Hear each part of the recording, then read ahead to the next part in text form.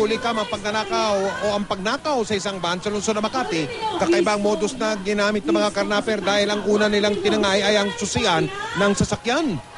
At narito po mga kapuso ang pagtutok ni Emil Sumangil, eksklusibo po. Ang passenger van na makikita sa CCTV na nag-iisang nakaparada ang target ng mga karnaper sa Makati City nitong 30 ng Disyembre.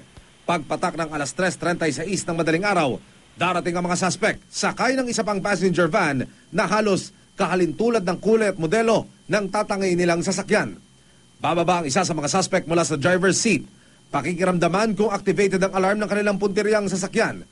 Maya-maya muli pumasok ang suspect sa dala nilang van nang makitang may taong paparating. Pero makaraan ng ilang saglit, bumaba muli ang suspect. Pinagmasdan ng suspect ang susian o lock set ng luggage door o yung pintuan sa likuran ng kanilang target na van. Tapos may kinuwang tools mula sa kanilang van at nang balikan ang kanilang target, dahan-dahang dinistrungka at tinangay ang lock set sa likuran ng pintuan. Mabilis na umalis ang mga suspect. Makaraan ng higit sa 1 oras, muli silang bumalik at sa kabilang kalsada na pumarada. Mabilis nilang nabuksan ang mga pintuan at napaandar ang sasakyan gamit ang isang susi.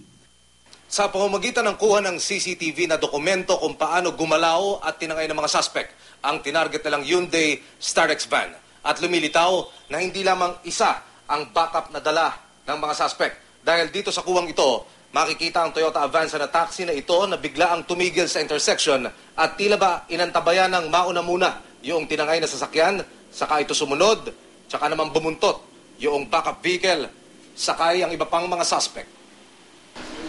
Sabi ng Makati Police, General Assignment Section, kakaiba ang modus ng grupo dahil susian ang unang tinangay ng carnappers. Posible raw ginawa ito para makapagpakopya ng susi. Alam na alam nila kung ano dapat nilang gawin. Para bang plano na, hindi ito isang amateur na nangangailangan lang ng konting pera. Bine-verify na raw ang katauhan ng suspect na nakuna ng CCTV video na ayon daw sa impormasyon ay kilala rin sa lugar.